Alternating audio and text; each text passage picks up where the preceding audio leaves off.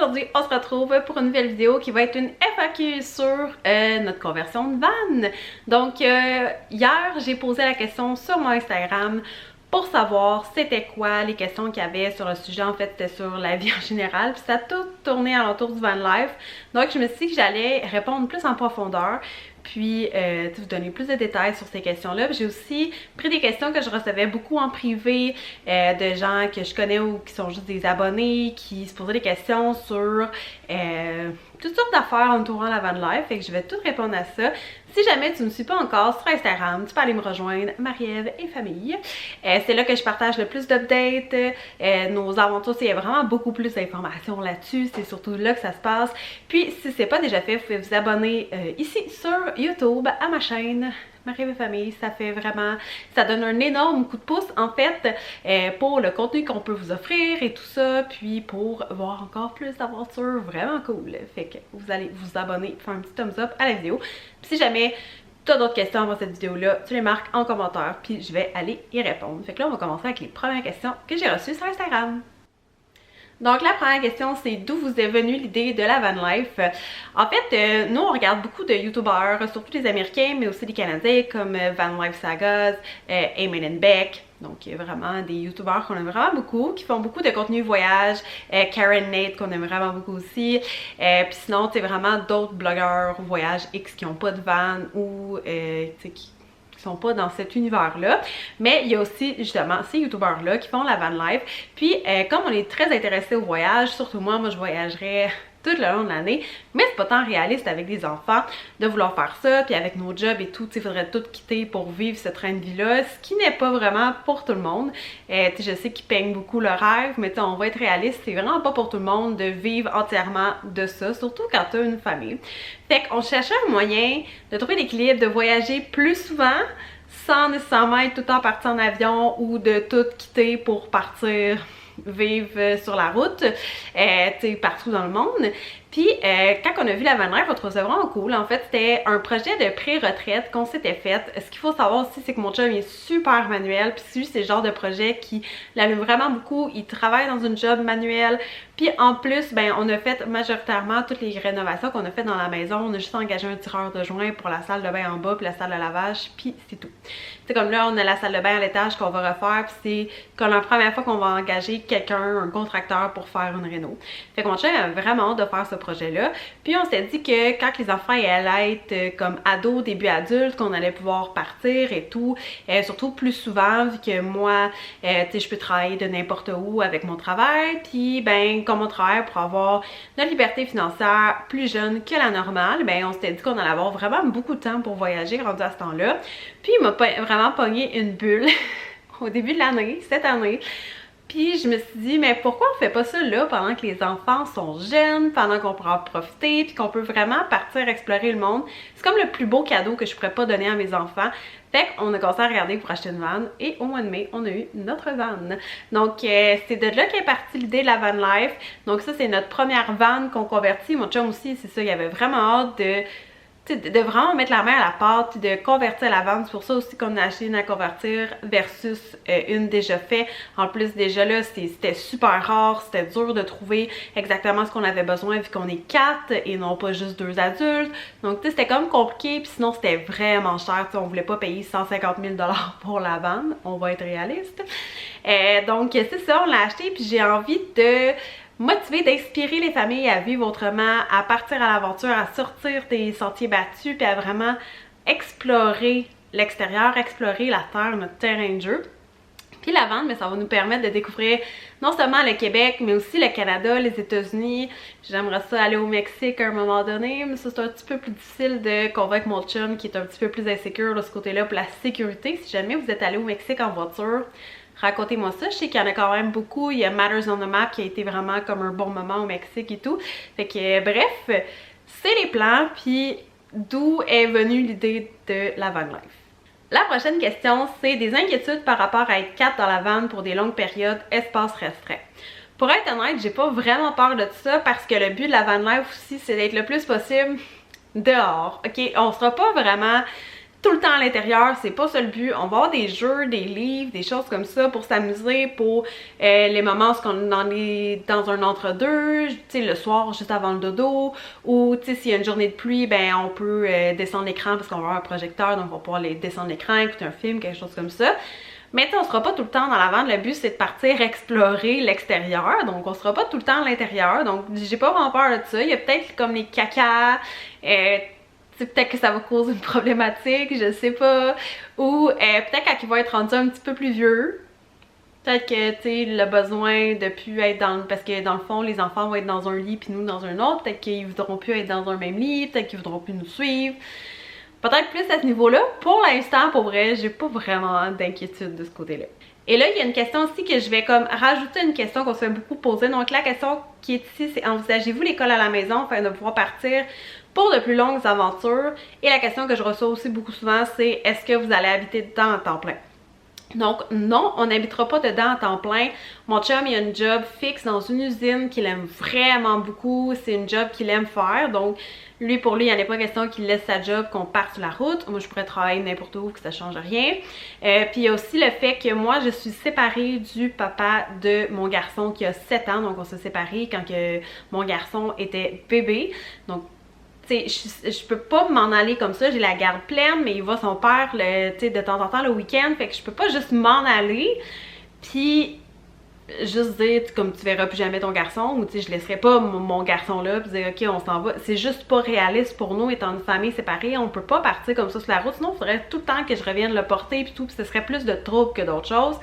Puis aussi à vivre à temps plein, je pense que j'aurais choisi un autobus à la place de choisir une vanne, parce que là on va se le dire, à temps plein à 4 dans une vanne, là je pense que j'aurais des inquiétudes, puis là je pense qu'on commencerait à se piler ses pieds pas mal, donc non, on sera pas là-dedans à temps plein. Il y a aussi que ma fille est allergique au froid, fait que c'est sûr que l'hiver, même si la vanne, on va l'hiver, le plus possible isoler pour l'hiver et tout, on restera pas dedans, sinon il faudrait tout le temps aller au sud, puis tout, ça serait un petit peu plus complexe pour vraiment vivre dans la vanne. Donc non, on sera pas dedans en temps plein. Puis pour qu'est-ce qui est de l'école à la maison, pour partir plus souvent, en fait, on va juste partir vraiment beaucoup l'été, puis à chaque fois qu'il y a un congé scolaire, c'est sûr à 1000% qu'on est parti, puis souvent le week-end, du printemps à l'automne, le plus possible qu'on peut partir, on va le faire, on va essayer le plus possible de prendre plusieurs semaines pendant l'été pour être capable de partir. J'ai découvert pendant le début de cette crise mondiale que j'étais vraiment pas faite pour enseigner l'école à mes enfants. J'ai beaucoup de connaissances, je suis vraiment bonne, j'adore ça. Mais tu sais, c'est vraiment une pédagogie différente d'être capable. Tu sais, c'est une chose d'avoir des connaissances, une autre chose d'être un pédagogue. Puis moi, envers les enfants, j'ai pas nécessairement cette pédagogie-là. Fait que tu sais, de vraiment gérer tout le côté d'école à la maison, je serais pas tant bonne là-dedans. Surtout que justement, si on ferait l'école, si on faisait l'école à la maison, les si mangent pas les raies. En fait, ce serait plus mon chum qu'il faudrait qu'il s'en occupe, vu que c'est moi qui peux travailler de n'importe où, qui peut travailler. Tu sais, moi, je peux travailler n'importe où. Fait que pendant que moi, je travaille pour ramener de l'argent à la maison, ben, il faudrait que mon chum, qui ne travaille pas, soit capable de faire l'école à la maison. Puis lui, il a pas cette patience-là non plus, puis il a pas cet intérêt-là. Ça fonctionnerait juste pas. Fait que non, zéro peut me barre faire l'école à la maison. Il y a quelqu'un qui m'a demandé à quand le mariage. Ça n'a pas rapport avec la van life. Mais un jour, ça va venir. Nous, on aimerait ça se marier juste bien intime avec quelques amis, quelque part aux États-Unis, genre en Vegas. Fait qu'un jour, quand ça va être plus rétabli dans la situation, qu'on va pouvoir voyager comme sécuritairement, parce que je veux pas obliger mes amis et toutes qui veulent venir à faire ça pendant la situation qu'il y a présentement. Donc, un jour. Est-ce que la vanne est faite pour l'hiver? C'est ça, dans le fond on a des pneus d'hiver, moi c'est mon véhicule principal, j'ai pas d'autres véhicules parce que je voulais pas avoir plein de dettes d'auto, fait que j'ai remis ma voiture en même temps, puis il reste vraiment pas beaucoup d'argent à payer sur la vanne présentement, on a mis un bon chunk d'argent dessus, fait que c'est mon véhicule principal, il y a des pneus d'hiver. Certainement, qu'est-ce qu'on va acheter, ce serait des pneus 4 saisons homologués hiver pour être capable de rouler en hiver avec. On a mis l'eau propre à l'intérieur, mais l'eau grise pour la douche est en dessous de la vanne. Puis les batteries qu'on est en train d'acheter, dans le fond, on a acheté une batterie chez Voltium, qui est une compagnie québécoise. Et les batteries sont faites pour l'hiver, mais nous, on n'a pas pris l'option auto-chauffante, ce qui veut dire qu'il ils vont pas se maganer au froid, mais qui vont pas se charger quand il va faire très froid. L'auto-chauffant, dans le fond, ce que ça fait, c'est que la batterie va s'auto-chauffer avant de se charger pour ne pas s'abîmer. Donc, on n'a pas cette option-là. Puis, on va pas habiter dans la vanne pendant l'hiver, fait qu'on n'avait pas besoin de vraiment avoir une vanne d'hiver, mais elle est isolée. Techniquement, mettons qu'on voudrait, on pourrait, mais on le fera pas. Ma destination de rêve, c'est une question qu'on m'a posée. Je dirais que, mettons que je prends l'avion, ce serait pour les 40 ans à mon chum, on va aller au Japon. Pour mes 40 ans, ce serait en Australie. Puis j'aimerais vraiment ça, faire l'Irlande en voiture, faire le tour de l'Irlande en auto avec les enfants. Ça a l'air que c'est vraiment trippant, puis je trouve que c'est une belle destination pour ça. Sinon, avec la van, c'est sûr qu'on rêve éventuellement, on va vraiment explorer partout en Amérique du Nord, mais dans quelques années, on aimerait ça faire l'Ouest canadien. On aurait aimé ça le faire en train, là, mais je sais pas si vous avez déjà checké ça, c'est affreusement cher faire le chemin en train, c'est vraiment beaucoup trop cher, on se dit caca, oublie ça. Fait qu'en van, ça va être vraiment économique, on aimerait ça aller dans l'Ouest canadien, puis on aimerait ça faire un gros road trip alentour des États-Unis, ça, ce serait vraiment nice. Une autre question que j'ai reçue, c'est allez-vous dormir dans les campings ou n'importe où? Ok, moi, là, ce qui est vraiment drôle, c'est que avant cette histoire de van life-là, ben même encore aujourd'hui, j'aime pas le camping. Dans le sens que j'adore la nature. Moi, tu sais, mettons qu'on enlève la vanne, là, une tente, j'ai ça, monter ça, les matelas pis tout, je trouve que c'est pas trop de trouble. Mais j'aime pas les campings parce que j'ai l'impression qu'on parle comme de l'environnement du camping, là. Moi, j'ai l'impression que je suis dans un deuxième. Comme si j'avais amené ma maison ailleurs puis que je suis dans une ville, puis généralement les gens sont trop proches, ça chante, moi j'aime vraiment pas ça. Moi mon but c'est d'être en nature, d'avoir la paix, d'aventurer, de faire tu sais, de vraiment vivre quelque chose, pas m'en aller dans un autre village avec d'autres personnes qui sont là pour boire de la bière un dimanche à 11h le matin. Tu sais, tu comprends? Fait que on fera pas de camping traditionnel, mais on va sûrement essayer quelques parcs CEPAC, ça c'est sûr, ou tu sais comme éventuellement dans quelques années quand on va aller dans l'Ouest canadien, mais c'est sûr que y a certains parcs que t'as pas le choix, tu peux pas dormir n'importe où, dans les parcs qui sont vraiment comme, c'est pas municipal, régional, donc tu sais comme je pense à tout ce qui est comme le lac Louise, Jasper, pis ces affaires-là, tu peux pas dormir n'importe où, faut que tu te loues un terrain, fait que ça c'est sûr que dans un... Ok, excusez l'éclairage. Ça, c'est sûr que dans une place comme ça, ben, il va falloir construire des places. Ça se peut que des fois, on n'ait pas le choix, puis c'est vraiment correct, on va le faire, mais ça va être plus des spots nature. Sinon, c'est sûr que l'année prochaine, on aimerait ça s'abonner à Terrego. Donc, si vous savez pas c'est quoi Terrego, c'est une application qu'on peut payer un frais annuel, puis on peut louer des terrains. C'est toutes des fermes, des vignobles, des microbrasseries, des trucs comme ça que tu peux aller faire dodo sur place, puis avoir du fun, boire, manger, découvrir les entrepreneurs en arrière de ça, chose que moi j'aime vraiment beaucoup. Fait que tu sais, ça c'est vraiment nice. Sinon, il y a l'application iOverlander. Il y a d'autres applications dans ce style-là. Ce que c'est, tu peux voir les spots justement, ce que tu peux faire, tes vidanges d'eau, ce que des toilettes, les spots où tu as le droit de faire de dos, les gens laissent des commentaires et tout. Puis sinon, je suis vraiment chanceuse pour vrai, jusqu'à date sur Instagram, il y a quelques abonnés, même au moins une dizaine, qui m'ont écrit genre hey, moi je suis dans telle région du Québec, si jamais tu viens ici, j'ai un grand terrain de tel nombre d'heures, tu peux venir faire dodo, ça va me faire plaisir. Fait que ça, moi ça me fait vraiment triper. Je pourrais aller à la rencontre de mes abonnés, aller à la rencontre des gens, jaser, prendre un verre, s'amuser, découvrir les alentours, vraiment découvrir la place et le soleil. Je suis vraiment désolée pour les changements de lumière, c'est la lumière naturelle. Fait que ouais, ça me fait vraiment triper. Fait que c'est vraiment les trois principales façons qu'on va faire dodo versus vraiment faire dodo dans un camping. Et il y a quelqu'un qui m'a demandé c'était quoi ma région préférée au Québec. Je dirais vraiment la Gaspésie. Moi, la famille à mon père vient de là. Je trouve que c'est vraiment... Tu te sens juste bien quand tu vas là-bas, t'es entouré d'eau, ça sent bon, les gens sont gentils, tu te sens juste vraiment bien, il y a des belles plages avec des galets ou du sable ou peu importe, à chaque 3000 mètres, t'as des forts, il y a l'eau, les vagues, les oiseaux, il y a tout, c'est tellement le fun la Gaspésie, la bouffe est super bonne. Sinon, ma deuxième région préférée, je pense que je dirais que c'est l'Estrie. Sinon, il va souvent, mais plus en location de chalet. Puis j'ai hâte de découvrir cette région-là avec la vanne. Ça va faire vraiment différent. Je trouve que c'est vraiment une super de belle région. C'est vraiment le fun. Sinon, ben, écoute, toutes les régions au Québec que j'ai visitées à date, je les trouve belles. Moi, j'habite en Montérégie, je veux dire, toute la Montérégie au complet, je trouve que c'est vraiment une belle place.